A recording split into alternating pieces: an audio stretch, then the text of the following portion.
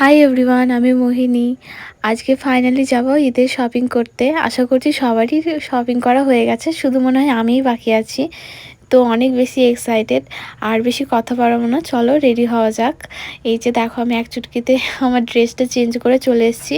আর আমি প্রথমে একটা কথা বলে রাখি, আমার গলায় ব্যথা, সেই কারণে ভয়েসটা এরকম শোনা যাচ্ছে। তোমরা একটু ম্যানেজ করে নিও। আর আমি তখন ইউজ করছিলাম সানস্ক্রিন, যেহেতু বাইরে অনেকটাই রোদ ছিল। আমরা দুপুরের পরে বার হয়েছিলাম, তখন বাইরে প্রচণ্ড রোদ ছিল, তাই আমি সানস্ক্রিন ইউজ করছিলাম। আর আমার মা রেডি হয়ে গিয়েছিলো, আমার জন্য বসেছিল, আমি রেডি হচ্ছিলাম। রোদে বেরোনোর আগে সানস্ক্রিনটা মোস্ট ইম্পর্টেন্ট, সেই জন্য আমি ইউজ করলাম। আর এরপর আমি ইউজ করছিলাম ল্যাকমির একটা ফেস পাউডার।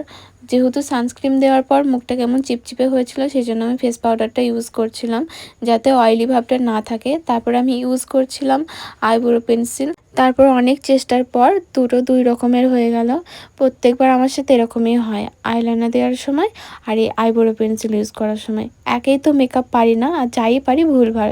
তাই আমার মেকআপ দেখে কেউ মেকআপ করতে চেয়েও না, তাহলে তোমাদেরকে দেখতে ভূতের মতনই লাগবে। আর তারপরে আমি একটু দিয়ে নিচ্ছিলাম টিপ। যেহেতু কাজল পরেছি, কাজলের সাথে টিপটাই ভালো যায়, সেই জন্য আমি একটা ব্ল্যাক কালারের টিপ পরে নিলাম। অবশ্য আমি ব্ল্যাক টিপই পরি সবসময়, আমার রেড কালারের টিপ খুব একটা ভালো লাগে না। তোমরা এর আগের ভিডিওতেও দেখেছো আমি রেড টিপ খুব কমই ইউজ করি। আর তারপরে আমি নিয়ে নিচ্ছিলাম সাথে করে এই ক্লিপটা, কারণ বাইরে যেহেতু চুল ছেড়ে যাচ্ছি।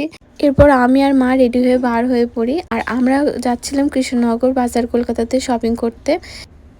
এর আগের বছরেও আমরা ওখান থেকেই শপিং করেছিলাম, কারণ ওখানকার মানে ড্রেসের কোয়ালিটিও অনেক বেশি ভালো থাকে, আর ঈদের সময় অনেক ভালো ভালো কালেকশন থাকে। আর এই যে হচ্ছে ব্রেক ডান্স, আমাদের এখানে ঈদে অনেক বড় মেলা হয়, তো প্রত্যেক বছর ব্রেক ডান্স, নাগরদোল্লা সব কিছুই আসে। আগে থাকতে ওরা সব কিছু রেডি করে রেখে দেয়। মেলার গেটও তৈরি হচ্ছিল, দেখলাম আজকে। প্রেমের কারণে। আর আমি ফার্স্টে গিয়েই কিছু টপ দেখছিলাম, কারণ আমার যেহেতু 3 পিস কেনা হয়ে গেছে, তাই আমি ভাবলাম কিছু ওয়েস্টার্ন ড্রেস কেনা যাক। আর আমি এই 3টে টপ দেখছিলাম। আমি এর মধ্যে কোনটা নিয়েছি তোমরা গেস করো, আমি বলবো না।